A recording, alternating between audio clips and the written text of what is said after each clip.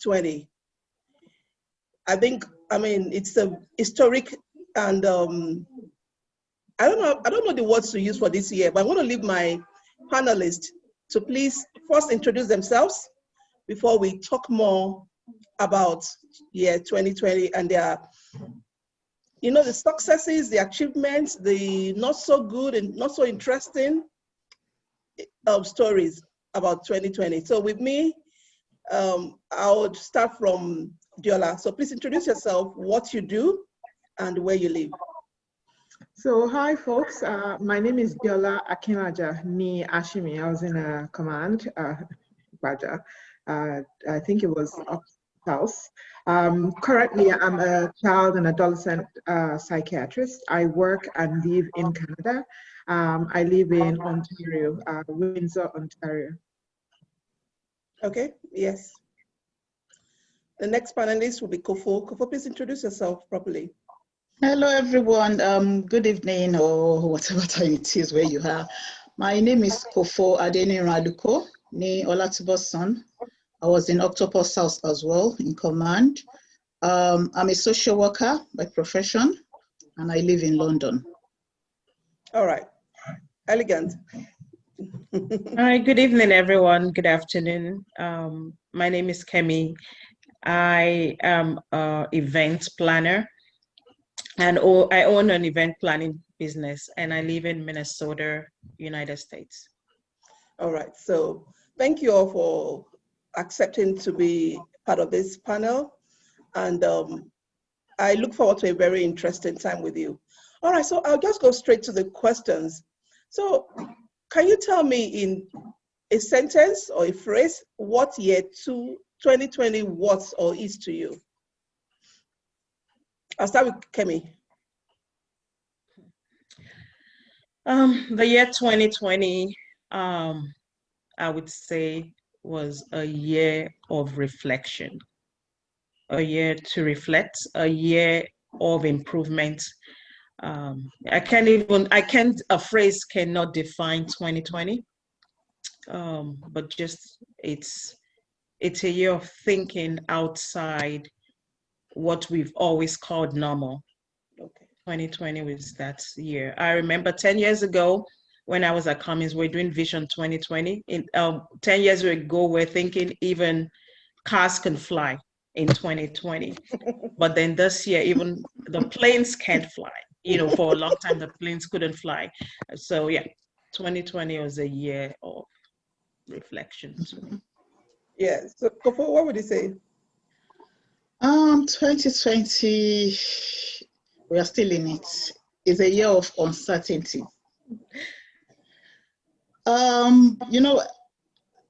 I think beginning of every year you have goals, you set goals, or by April, or I want to have achieved this by June. I would like to have achieved this. I would say this year, whatever goals I think I set, I didn't really, I would say maybe I met it halfway, not fully. What's about a year of uncertainty? Uncertainty, yeah. But in all of it, we have got to be creative in one way or the other. So at least make sure I achieve some things. Okay, so Adeola, tell us, what would you I'll say 2020 is a complex year. It kind of encompasses all the things Kemi and Kofo have identified. Definitely was thinking outside the box. Definitely was doing things totally and absolutely different. Definitely was bringing your A game to the table. Definitely when it comes to the goals, what you want to achieve for 2020 was more appreciating all the things that God has done and asking God to kind of step into the mix and do something new, which he did. So very complex year, 2020, very, very complex. Complex, yeah. So tell me, I know I would just want to ask this one because this one applies to every one of us here. Tell me, I know one of the things we noticed in 2020 was homeschooling. I wish there was somebody from Nigeria here. I couldn't get someone to talk to me about it, how it was for them in Nigeria. But here we have someone from the US, Canada, and London, which were actually some of the countries that really had to go into homeschooling. So tell me, Adeola, how, this homeschool thing, how was it for you? Were you used to it? How No, did it I wasn't. work? I wasn't used to the homeschooling because the kids they went to school and everything. But I have to say that when it came time for the homeschooling, their school performed above and beyond. What I mean by that is they looked at systems that would encourage interaction with the kids. All I had to do, well, I also have to say my kids, as I have two boys, right? So I have to say that they themselves were interested and invested in their learning. So my job wasn't a huge piece. It was just provide that environment that they could link in with their school to do their work. And their school was really good in reaching out to the parents with regards to the stuff that the kids were supposed to do, constantly sending out emails. Now, the other thing I have to say is my kids are going to a private school, so the numbers are less. When it comes to the public school, with my work, I know that a lot of families, a lot of kids struggled significantly. But for the school, the boys were going to, they were sending out emails. These are the things that we're expecting, or this is what the work the kids are supposed to be doing. If any child, I know, because I have friends who the kids were also doing the homeschooling, and any child was falling behind, the school was quick to get in touch with the parents to say, okay, this is the problem, this is the solution. And I also know that a lot of kids had to do their own resources themselves, right? So for the kids that I see who are going to public schools, one thing that was consistent that was hearing is, the teachers are not teaching as they used to. So it's more you educate yourself. So you have to go search for resources. So, and my kids are good in that they're really into electronics and all of that. So they would give me some resources that I was even passing on to my patients, to kind of encourage, okay, this is this particular website, you can go in, this particular, Ontario, they have an online study notes for high school, right? So that you can just go in and access the notes for your grade. So it's there, so you can educate yourself.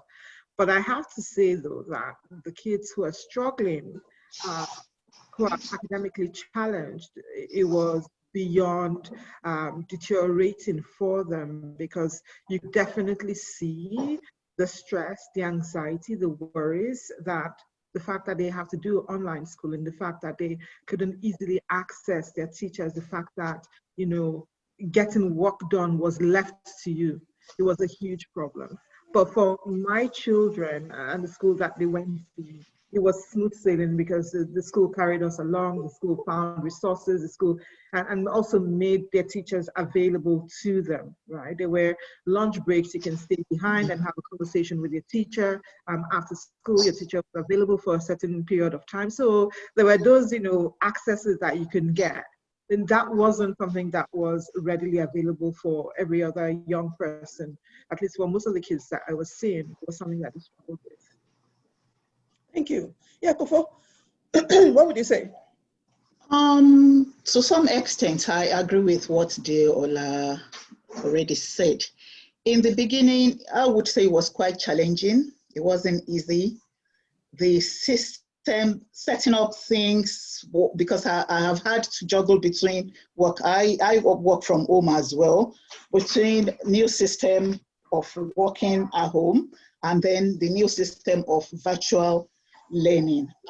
I've got a child in year 11 preparing for her GCSE. Of course, she could, manage her stuff, but, she did tell me that no homeschooling anymore. I don't like homeschooling, even though in the beginning, they were waking up at the time they wanted, and they felt it was okay, but really it wasn't okay, because the children were lacking behind in a way, and I've had to stay on top of work. Then with my little girl, she was 8 then. I had to really sit on her to log on and to do the exact thing that she had to do.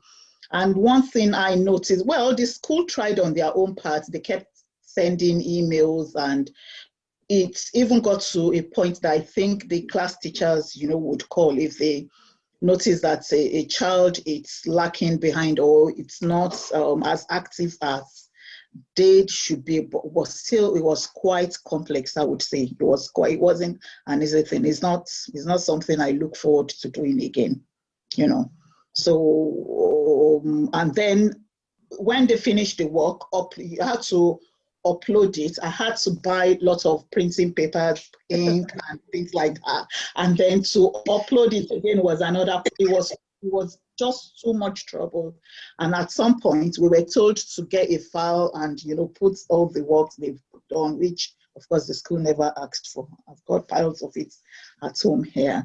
It's not something that it's not encouraging, I would say. For university students, fine. They, of course, they could do things on their own, but for elementary level, no. It was not easy on the part of the parents, Yes, it was not. To me, it wasn't. It might, and I don't think most parents that I've spoken to, they said the same thing. Yeah, it wasn't really easy. Yeah. Okay, so it will be Kemi, but Kemi, can you just hold on?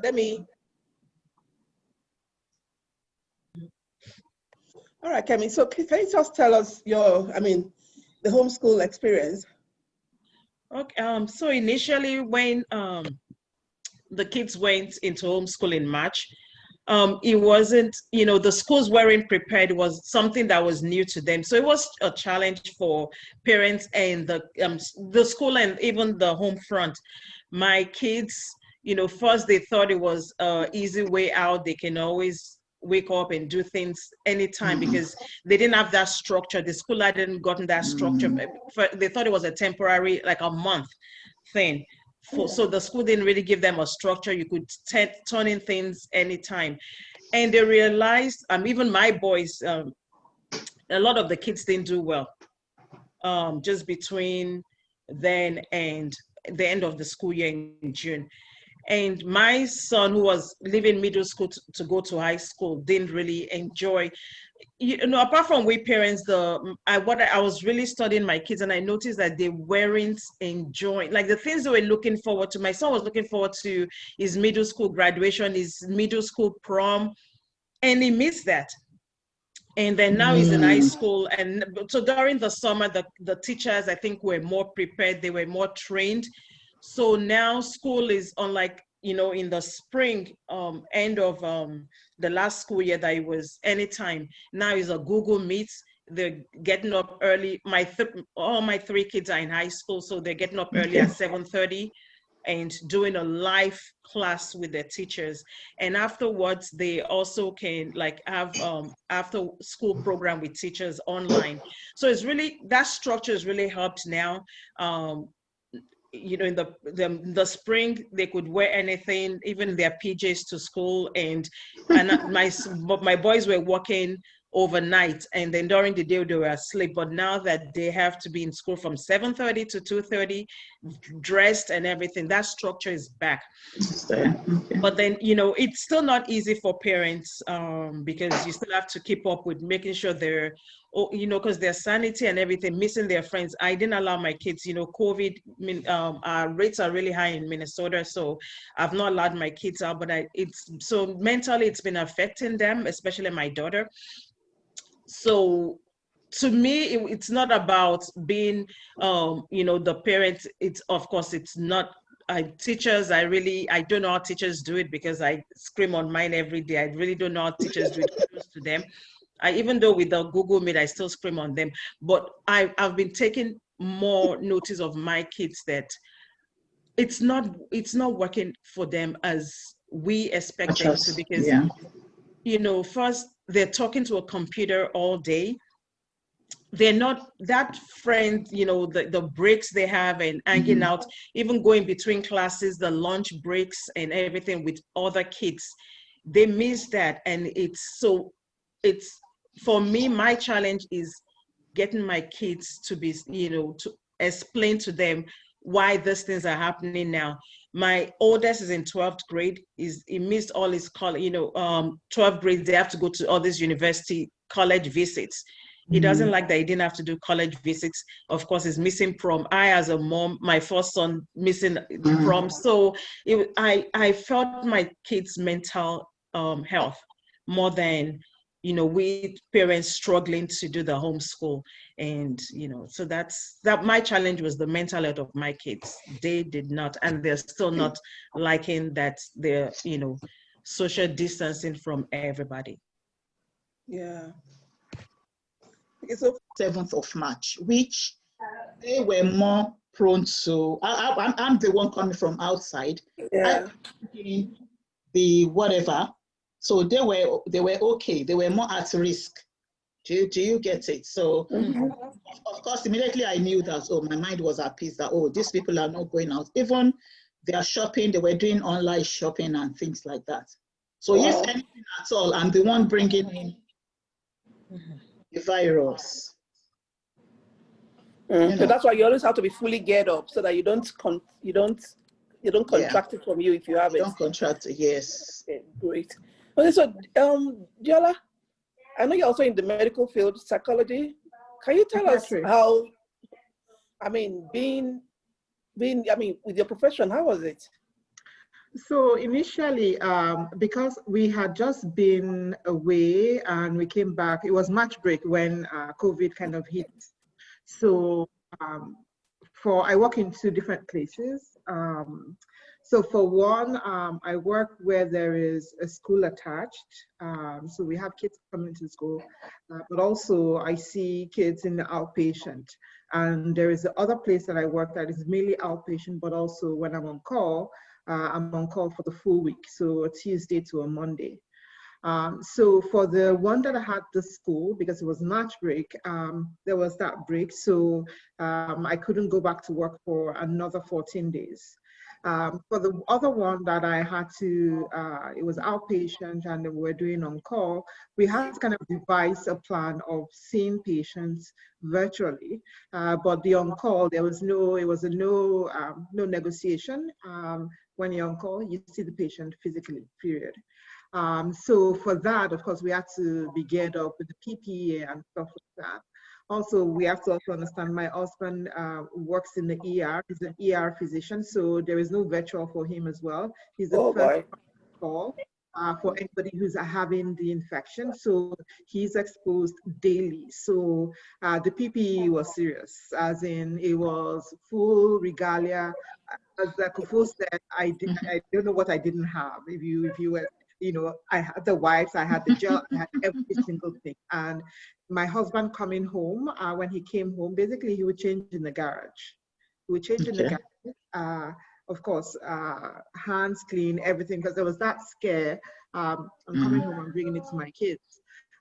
So initially there was even the conversation, because of him, maybe he should go, because the hospital was providing hotels for patients who had, basically healthcare workers, not only physicians, nurses, anyone who had regular contact with patients. So I was like, no, yes, there's no hotel in this space. If you can change in the garage, you change in the garage. So that's the way we kind of started it. So going forward, setting up the virtual assessment or review of patients was very difficult. I deal with children, right? It's very, very difficult for me to say that a young child, maybe age 8 or 9 or 10 or 11, should sit down in front of the video with their parents, answer questions and stuff like that. Most of the times I had to, kind of think outside the box, whatever the child was doing, if they were playing a game, use that as an avenue to engage, to ask questions, to find out. And most of these children, the ones that I'm seeing, even if they're reviews, they're on medication. So I need to find out what is happening with the medication and stuff like that. The fact that I'm dealing with parents, you have to think about the parent's view and the child's view is totally different, right? So you need information from both. Right? So I always tell parents, I'm not treating you, I'm treating your child. So I definitely need, and that conversation was something that was happening frequently because I was having parents saying, oh, well, the child is here, or the child is at the father's place, or the child is, it's not you, it's a child. I need to have the child present. Mm-hmm. So any way that we could review that, that was, really important. Also, the delivery system, we couldn't use Zoom. We still can't use Zoom. We had to look for a system that was HIPAA approved, which means that it was a system that would be difficult for somebody to log into or to hack into when you're doing the assessment. So we had to first of all look for that.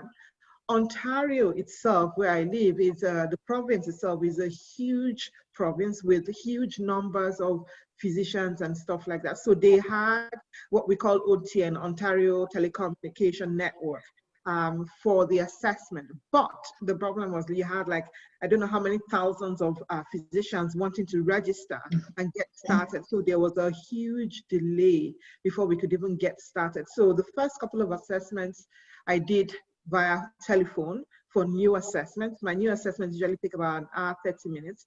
I had to redo them once the OTN became available because it was absolute rubbish. I wasn't getting information. I wasn't seeing anything. Parents have their own agenda. The young person has their own agenda. Especially when you're talking about teenagers, they have their own agenda and stuff like that. So being able to kind of, okay, is this a thorough assessment? Because when you're assessing for mental health, you need to be sure that everything is present before you put a label.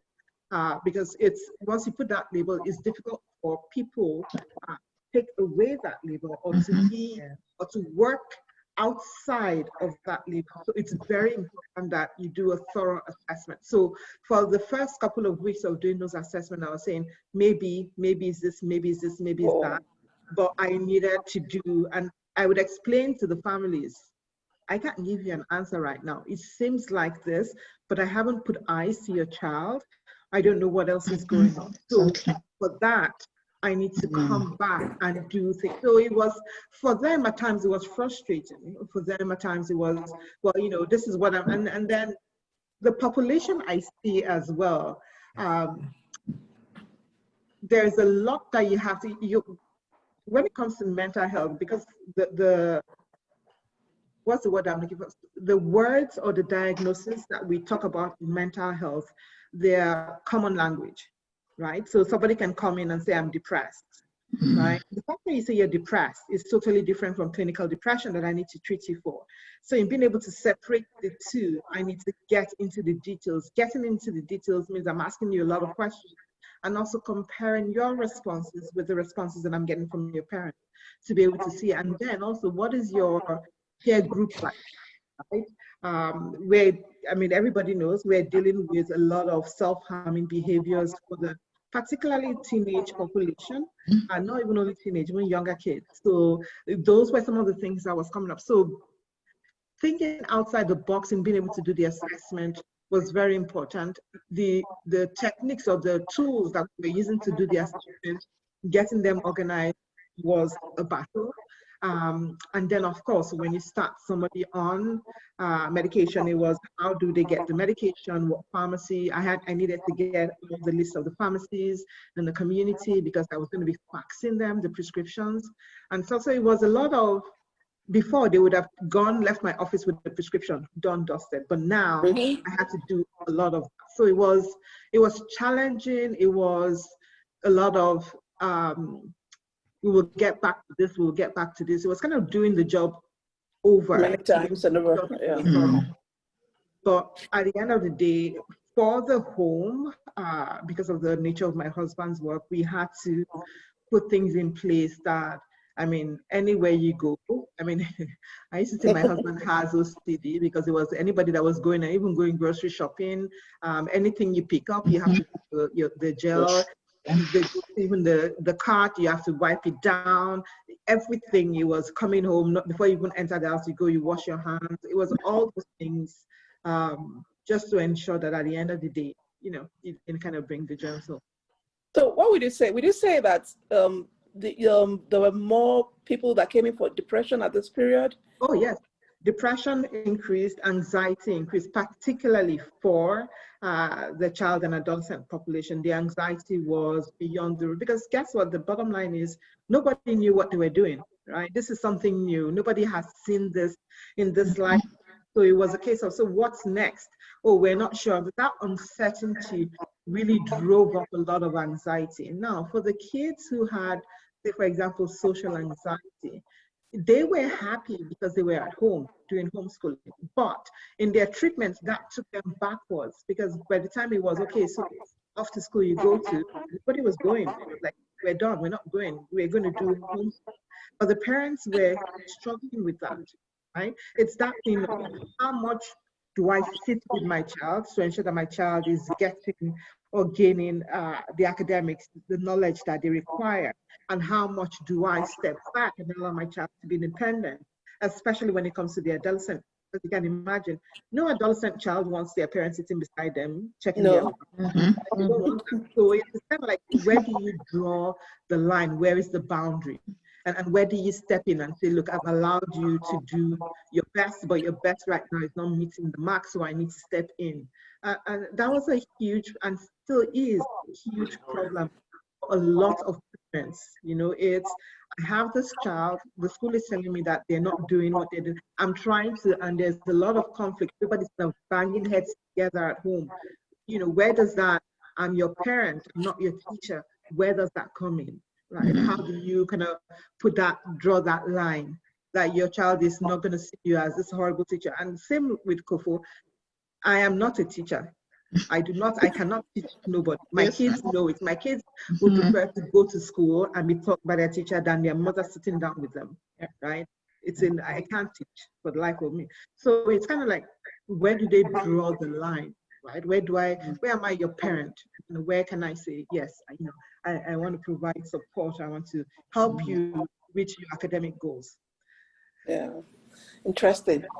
Very interesting. Because, we're talking about that, but let's go to Kemi. Kemi, so tell us, how was it? I know you told us a bit about how some of the things you had to do, but tell me the other part of it. I mean,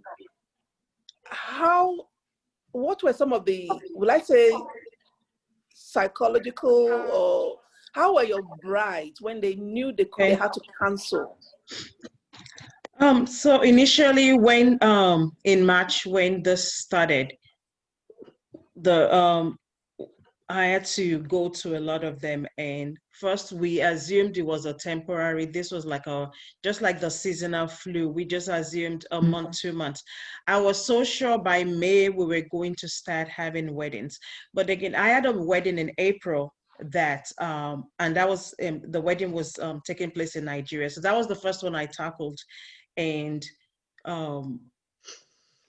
it was 2 weeks to our wedding, so obviously I couldn't travel. Nigerians, I can't even remember what was happening in Nigeria at that time, but we just put a hold on our wedding. And from there, April came. That was when we started realizing, well, this thing wasn't going any way soon. The first people, it wasn't even, my main problems were not even my brides, it was the parents. Oh. Having to tell a parent that, because I am even in one of my August brides, it took, it took a lot to even convince her, because she was so sure prayers and the religious one was like, God gave me this date and this is the date my daughter is getting married. So having to convince a mom that a face reality, your daughter is not getting married on this date, even if she is, because we had the micro weddings as well. We could have done like your living room or just a small micro 10 people, no, but then these are parents that also want the 300, 400 guest weddings. So those were the ones I had to deal with a lot, just trying to, so for my brides, I became not only their wedding planner, I was their psychologist, I was their, like the freedom fighter, just the go-between parents, because a lot of them had conflicts with their moms, and it was usually the moms, we moms, I don't know, something about, there was a mom I told, I said, look, it's not your wedding, don't worry, on your wedding anniversary, please call me, I would gladly do your wedding anniversary for you, but let's all focus on my bride. So I had to deal a lot, it was dealing with the moms, trying to explain COVID, and then nobody wants that mic. So I gave options of, we could do the micro weddings in your living room. We could go to a registry. We could, but then some didn't want that. If so, it was postponing, looking for, making sure all the vendors we had booked were also open. The dates we're postponing to. I have so first we postponed to the end of this year. We to October. I had September, October of this year. Then in August, things weren't looking better. Then I had to go back and start postponing again. So those were the things that I dealt with the pandemic. Was more of talking to parents and dealing, and it was a challenge, but yeah, I'm glad. So I know in some states it is very mandatory to wear a face mask. Face mask. So you did some micro weddings. Did they have to wear mask, or how was it? Most states, it's mandatory to wear a mask, and even then, we also in the hospitality business, we have strict rules that we had to follow with CDC and Department of Health. My first wedding for the year was in July, and it was in Texas, and this was when Texas was recording $9,000, $10,000 a day dollars. So of course, my couples were trying to be, meet the standard for, the requirements for CDC. It's one thing for you to tell everybody, please come in with a mask. And then when you're eating, of course, you can take off your mask. But of course, we Nigerians, tell a Nigerian person to come with a mask. As soon as they got in, so of course, we do the temperature check, you wash your hands, do everything. We put your number down, and so that we can have that contact tracing. But as soon as they got into, and then we had to have the spacing, just the guidelines we were given. So the 6 feet, only six people on a table if they're in one family, 4 if they're from another family. As soon as we started the wedding reception, everything was, I had my mask on. I made sure my bride had hers, but every other person, even we're trying to you're not in the same family, please don't sit together. I went to church, how we Nigerians can be. It's just we never keep to rules. But at the end of the day, I was like, you know what? If you get COVID, that's your problem. But thankfully, because we had to follow up 2 weeks after, nobody in that wedding. They had we catered for 100 people, but over 100 showed up, and it was just fine. My second wedding was September, the day after Labor Day, here in Minnesota. Liberians was, if you think Nigerians, Liberians are twice Nigerians at some point. And then we used Union Depot, which is a rail station. So during the day it's a train station. The waiting room at night, you can use it a wedding reception. And this is a county venue. The lady she was threatening to shut down the wedding because people were going outside to the bathroom and still not wearing their mask. And I kept it, once you're inside, please wear your mask. But once you're outside, don't wear your mask. Once you're inside, whatever you want to do. But it's always that, that's yeah. Interesting. Yes. Very interesting. The one that really got, so September, our governor gave us another, right? So you can do 50%, you can, so they keep looking at the situation and start lifting. So we had lifting things, and I had a wedding November 21. We moved this wedding from June to October, and then the father-in-law, who is in Sudan, couldn't come on time. So we moved it to November because he wanted to be there. And then in November, it was getting cold here in Minnesota, so things started changing again. and the father-in-law that we were waiting on, that we should have just done it in October if we knew he wasn't going to show up, decided, oh, I'm not going to go on a plane and blah, blah, blah, because the high risk and everything. So my bride just decided, you know what, if you want to show up, fine. So we ended up, just keeping to that date. 2 days to our wedding, we had a lockdown in Minnesota. 2 days to our wedding, a lockdown. Like everything shut down, no receptions, no dining, nothing.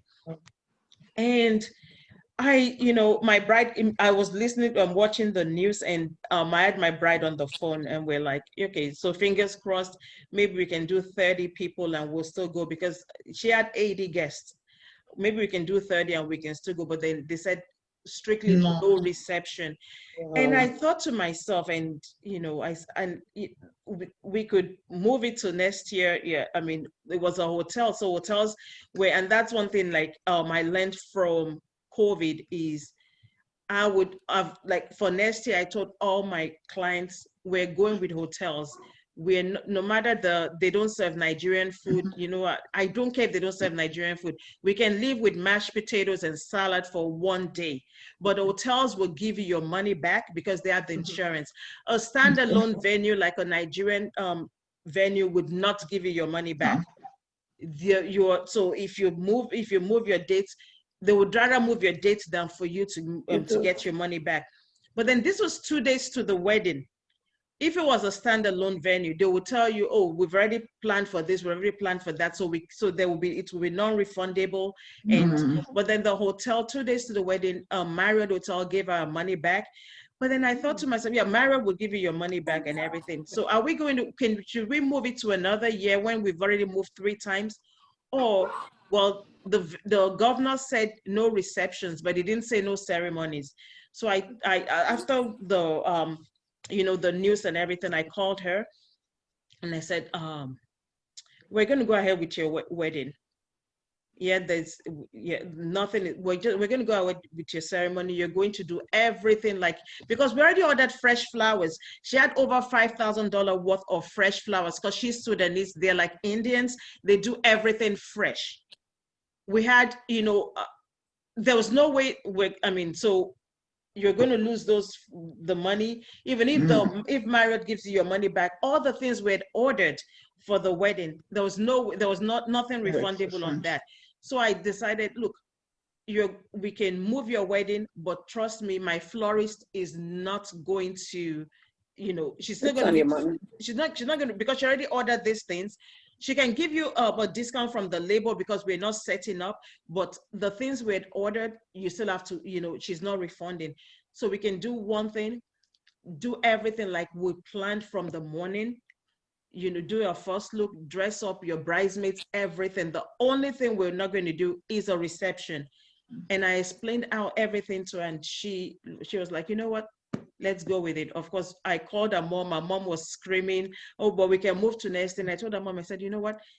We're having this wedding on Saturday, and that's it. And we had the most beautiful wedding. The only difference was we didn't have a reception. And who cared if they didn't have a reception? But, everything, all our immediate family, the bridesmaids, the bridal party, everybody showed up at Marriott. Marriott gave us a suite complimentary, like they had planned to, and they walked with us, and we had like the whole day of pictures and everything with the flowers, and it was beautiful. If I show you you would not know it was not, that there was no reception. It was so beautiful. And now, for next year, I'll be giving that option to clients. Like, you can save yourself a lot of money just by doing this with no reception, COVID or no. So, because we don't know what 2021 is going to hold.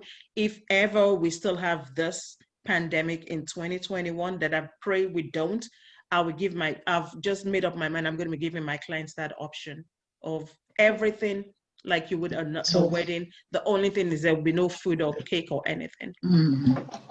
But you can't they pack the food? Can't they do takeaway packs or something? Hotels don't. You can't do that with the hotels.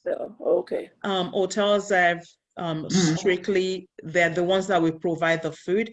So if there's no reception, and they refunded our money back to her anyway. Okay, great. That's nice. Health I and know, safety.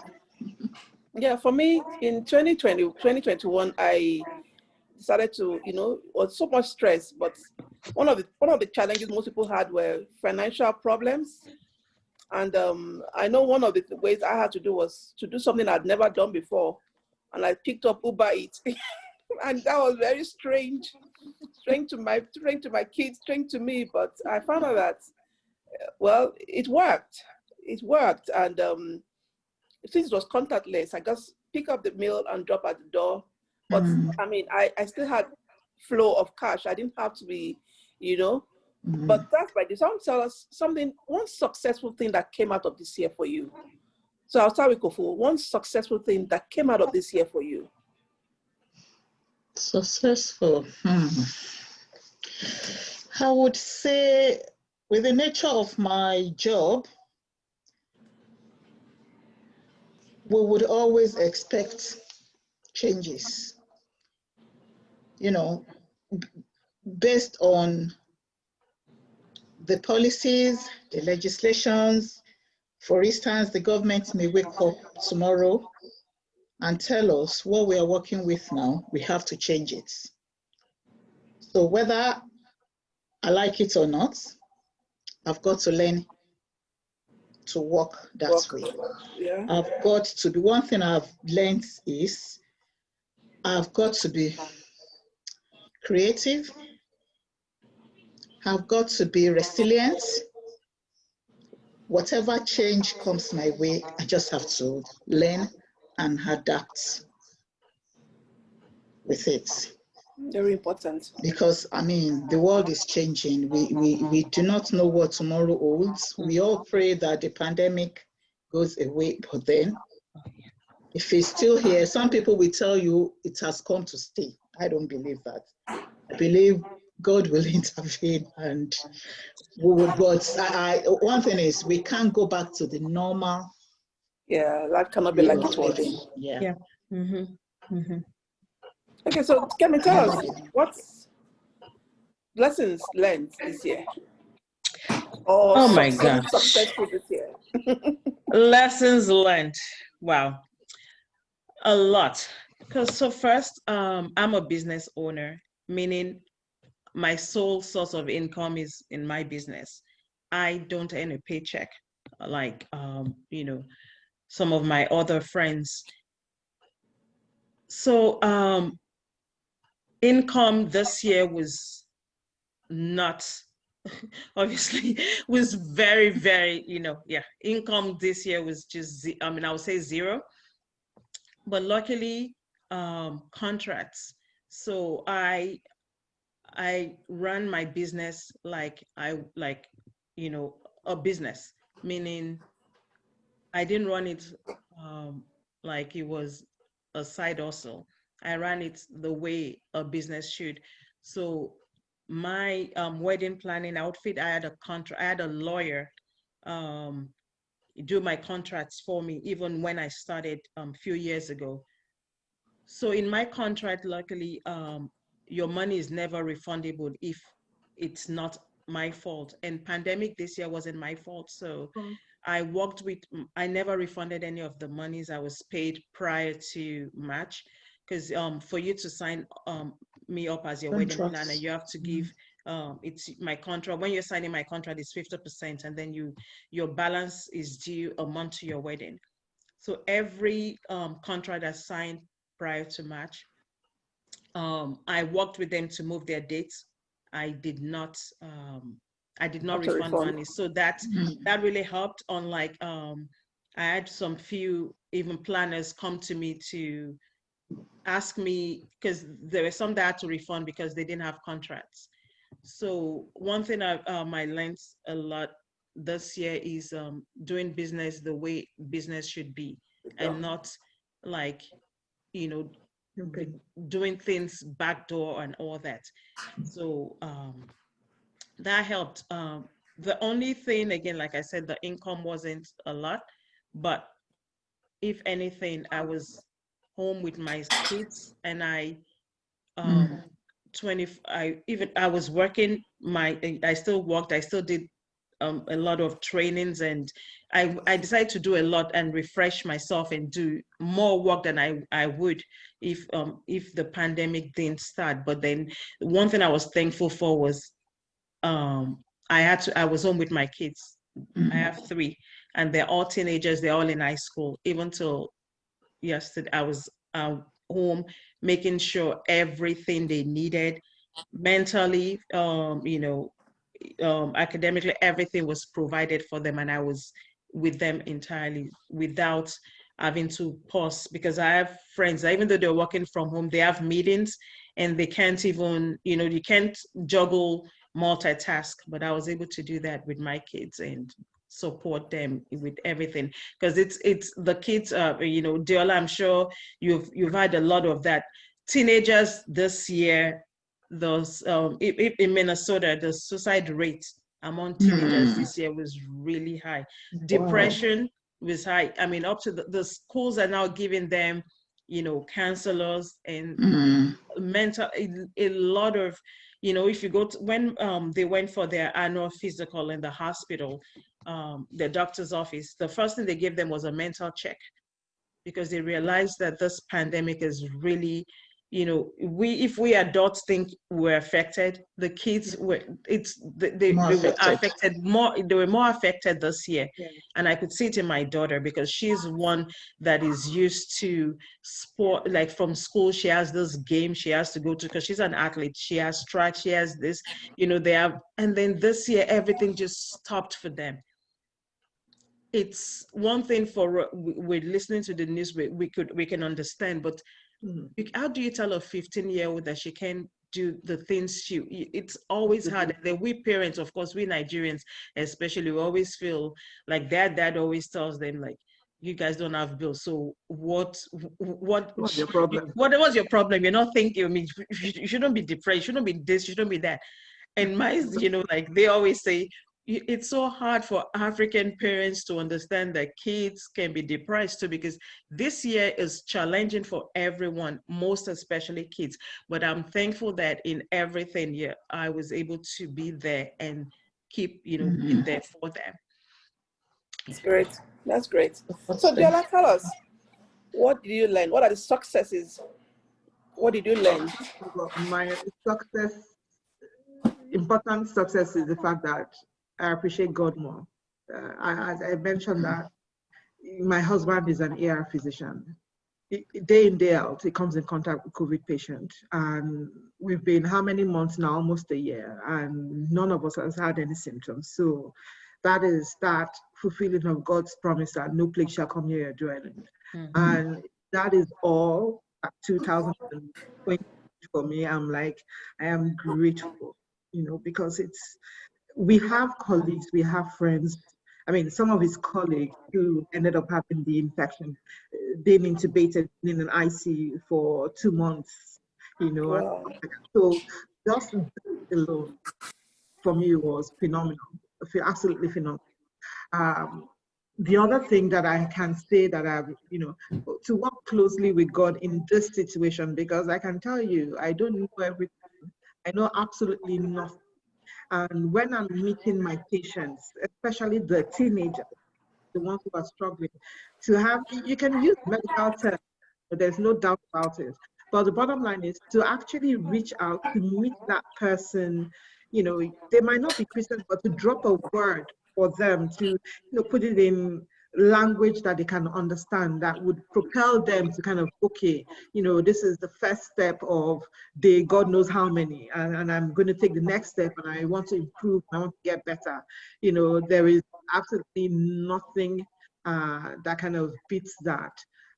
Financially, it wasn't the best, because of course the months of trying to organize how to meet patients and stuff like that, but notwithstanding, God still, hands down, God still showed up. So, for me, I have to say that it's been definitely, for me, it's been a year that God has showed up and has really confirmed to me, yes, there is a God, and yes, I am on your case, and I'm in charge of your family, and I will hold you up. For me, 2020 was really that, because it could have been a year of disaster, right? It could have been a year of, I mean, I can't even think about all the things that I have been aware of that this year has done to so many families, and even the children. I think it was you, Kofo, that mentioned that your child transitioning to or middle school to high school. No, it was Kemi. Yeah. Thinking with my son, he was going from grade 8 to grade 9. Grade 9 is school. So for their school, they couldn't have all the things, but I was so grateful that they had the virtual celebration whereby the drive to come to school, you know, they had a poster with their pictures, take a picture with your friends, even though they're posters and stuff like that, and every opportunity to create that avenue. We're all young kids, teenagers, with their level of psychosocial development. They're really into communication, communicating with their friends, their peers. That is what they are doing. That is where they are. So COVID really destroyed that. I usually say to patients that I see, look, if you can, maybe it's your backyard or wherever it is, your best friend can come, you guys can meet and do 6 feet apart and stuff like that.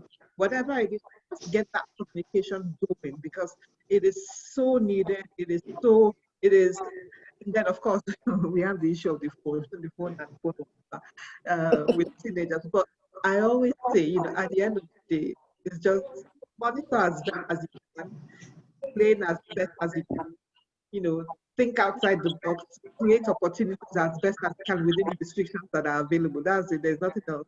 There's nothing. I can't say to, of course, there are times I've taken because they've been on it 24/7, but still, notwithstanding, there has to be a reason why, right? There's something that you're supposed to do that you're not doing, and that's why you've lost that privilege.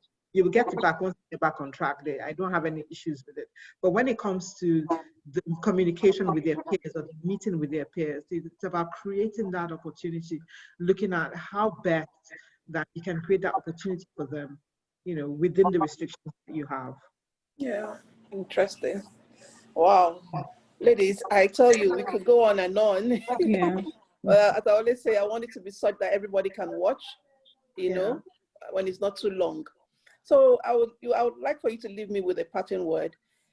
You know, just tell us something, a parting word. We'll start with you, Adeola. Just give us a parting word. What would be my parting word now? You know, 2021 would be an exceptional year because God's word has always been the glory of the latter shall surpass the former. So all that we have missed out in 2020, God is going to multiply it for us in 2021. Amen. Amen. I believe that. Yes, Kofo. Well, I would say, despite all the challenges we've all had this year, God has been faithful. And one thing that I remember Kemi mentioned reflection. In my profession, one thing we do is a reflection. It's part of us.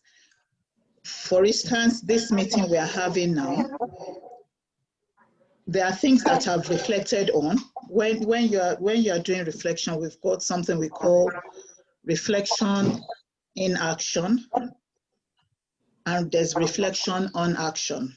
Reflection in action is, while we are here, I'm already reflected on maybe some things I've said, maybe some things that you have said, or Kemi or Adeola, they said.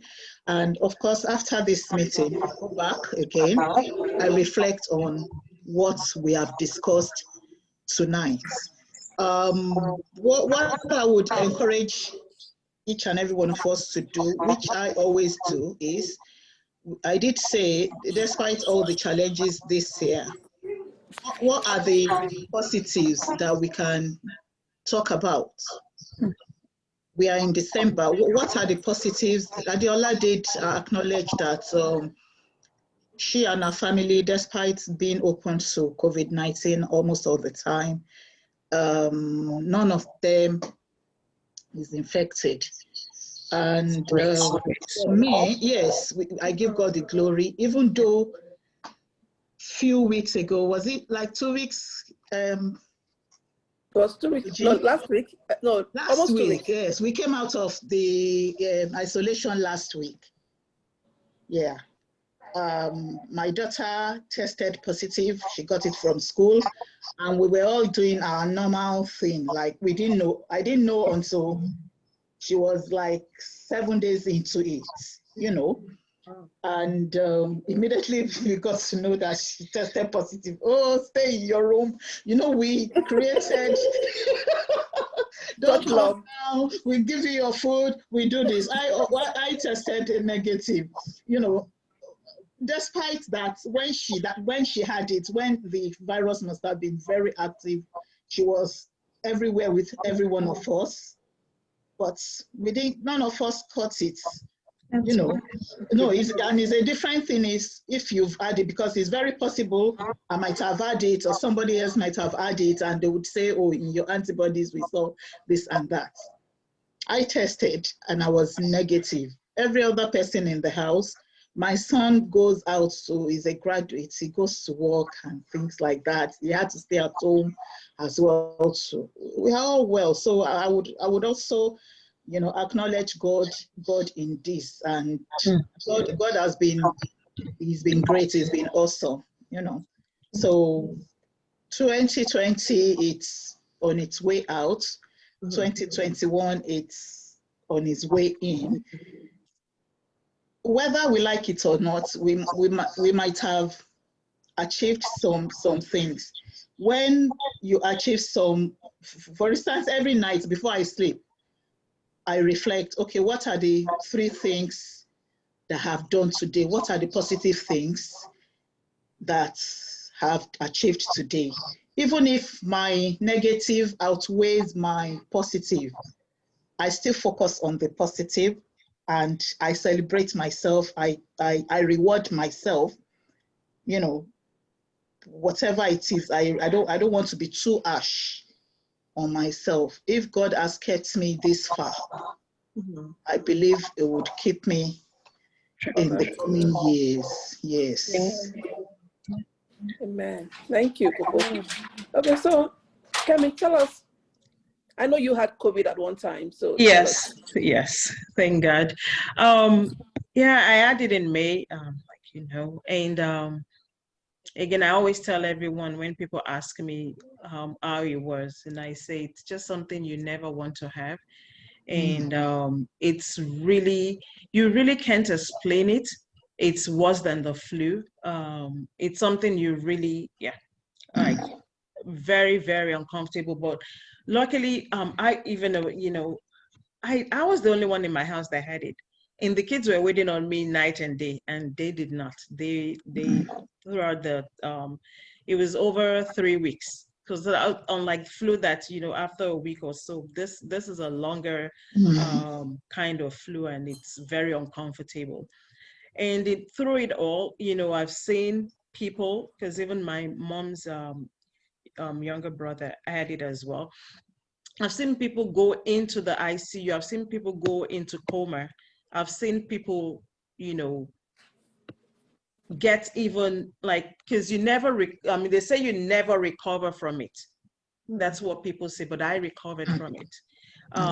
I know someone that now from healthy to now using an hearing aid because of COVID. I know someone from healthy to now being on a wheelchair because they're still trying to get their mobility back because of COVID. So in everything, you always, like Adeola and Kofo said, you give thanks to God because God, you know, has really kept us. And this year was a year to really, just like Adeola said, to really focus on God. I think I've prayed the most this year. I've read the Bible the most this year. I've fasted the most this year. Yes. You know, I've done a lot of things that I think this year just made us realize the gift God has given us, the gift of taste. You just don't, you lose taste. it. I mean, when people are telling you that, oh, this tastes good, and you can't taste it. The gift of smell. I mean, this is really like, you know, the day I could smell again was when I think my daughter passed and she farted. I was like, did you just, and I was like, wow, Oh Lord. the gifts that God gives us Wow. that you Can you lose. imagine what helps Your we take for excitement granted. that you Things we lose. take for granted. The Yeah. things we take for granted that, you know, so this year, if nothing, God has showed us that this little, I mean, we complain like FS, and every time we're on the phone, we complain about, we know, we do a lot of things that we talk about, and, you know, and sometimes I'll be like, FS, the things, if you know, we complain about all these things, and God is telling us that this little thing that I'm giving you, that you're still complaining about these ones that I've not given you, man, we can smell, we can taste, we can see. The new strain in the UK, I was reading somewhere where the new strain blinded somebody. This is, you know, so this year has made us focus so much that I'm so positive that this year we've sown, and 2021 is going to be the year of harvest. We're going to start reaping the things we've sown, because we've drawn closer. We've done a lot of things that we take for granted, but then God made us sit down. You know, you can always get up and go, but then we were locked in. I was locked in my house, even going to my mailbox at the, you know, the end of my driveway was I was scared to do that. So the things we take for granted, we're like prisoners that were in our own homes. Oh no. So that made us reflect, that made us draw close. And I mean, a lot of us that we've dropped with so much, and I think God just needed to use this COVID to teach us lessons. Yeah. To just, if only you can just be still and know that I am God. Yes. And I Very know next year, interesting. 2021, because we've sown this year, we've gone back to Him, we've asked. So I'm so positive that 2021, even if the pandemic is here to stay, we are going to be, this is our year of harvest, because we've dedicated this year to listening. We've dedicated this year to learning. We've dedicated this year to, you know, just appreciate the little things. Toilet paper. I was going to the store, like, so Target has it, and I'll be rushing to things we take for granted. God had to make us stop and pause. Yeah. God had to put that pause. Wow, ladies, thank you so much. Thank you once again. You know, from what I gather from everybody, it has been a year of reflection, a complex year. And it has been, you know, a year that we have come to, that has brought out new dimensions of us. And that's something you can tell about everybody you talk to. A new thing has come out of every one of us. Yeah. We have a new level of adaptivity, or being adaptable to things has come out of us. We have come to be more appreciative, or even of families. We are beginning to give more attention to our children, for those that needed to do that. People that families, you know, reunions, you know, different things. And you know, we're still smiling. Yeah. And that is something that has come out of us again.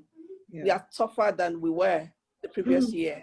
Yeah. And with that, we'll close this wonderful meeting. Thank you for this discussion. Thank you very much, ladies. I really appreciate you taking time to be here. And even despite the itches, thank you for staying on. I really appreciate this. So Kofo and Adeola, of course, I'll be calling on you for your own special conversation very soon. So watch out for me. So that is all right. Just letting you know ahead. Thank you so much. Thank you so much. Thank you, ladies. All right, All right, it was really nice. us. It was good. Thanks for having us, Muji. All right. Yeah. Thank you. Very interactive. All right. Bye. Take care. Thank you. Bye. Thank you. Bye. Bye, everyone. Bye. Bye. Bye.